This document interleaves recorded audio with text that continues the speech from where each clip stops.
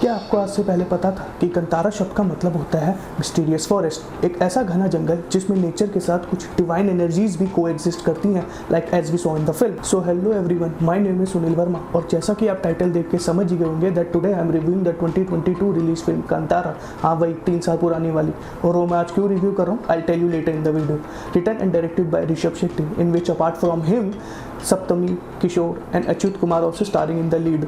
तो फिल्म शुरू होती है 1847 के कोस्टल कर्नाटका रीजन के टाइम फ्रेम से, जहाँ का राजा बड़ा ही शक्तिशाली और मालदार था।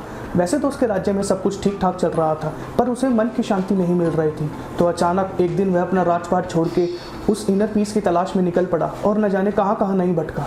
लास्ट में एक घने जंगल में जाकर उसे मन की शांति और खुशियों का आभास हुआ। वह उस जंगल के लोकल डाइटी पंजूली को अपने साथ ले जाने की रिक्वेस्ट करता है, पर उनमें से किसी एक में पंजूली की स्पिरिट आती है और वह राजा के सामने एक शर्त रखती है कि अगर मैं तुम्हें और तुम्हारे परिवार को सुख और शांति दूँ और तुम्हारे साथ चलूं तो तुम्हें भी बदले में इतनी दूरी तक की ज़मीन इन लोगों को देनी होगी। वह राजा उसके लिए हाँ बोल देता है। उसके बाद टाइम फ्रेम जंप होता है सीधा 1970s में, जहां उस राजा का नया डिसेंडेंट कोला में स्पिरिटेड पंजोली से उसके पूर्वजों द्वारा गांव वालों को दी गई ज़मीन वापस मांगता है और वह पंजोली को बार बार बेइज्जत करने की कोशिश भी करता है और धमकी देता है कि उसके पूर्वजों की ज़मीन इन गाँव वालों ने वापस नहीं करी तो वह उन पर कोर्ट केस भी कर देगा। इस पर पंजोली उससे पूछते हैं कि इतने सालों से मैंने तुम्हारे परिवार की सुख शांति बनाई रखी, क्या तुम ये सब भूल गए?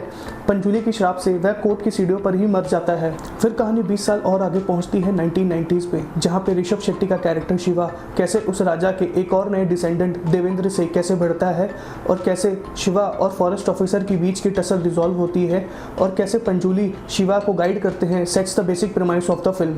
और फिल्म के लास्ट के 10 मिनट तो मतलब ज्वालामुखी है ज्वालामुखी।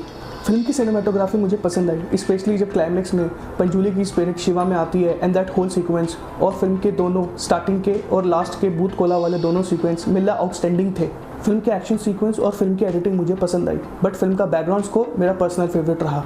It actually help in elevating the intense sequence wherever the BGM is used in the film. ये फिल्म 2022 में जब रिलीज हुई थी मैंने तभी देख ली थी, पर अब जैसे इसका next part within 2 weeks release होने ही वाला है तो मैंने सोचा क्यों ना देखकर रिव्यू ही डाल दिया जाए, जिससे आपकी मेमोरी में फिल्म के कैरेक्टर्स और फिल्म की स्टोरी लाइन रिफ्रेश हो जाए। अब परसों कांतारा चैप्टर 1 का ट्रेलर ड्रॉप होने ही वाला है, जो कि पिछले पार्ट का प्रीक्वल है और मुझे लगता है ये फिल्म बॉक्स ऑफिस पे काफी रिकॉर्ड्स भी ब्रेक करेगी। What do you guys think? Let me know in the comments below. You can watch this film on both Netflix and Prime Video. If you like this video, please press the like button and subscribe to my channel. Thank you.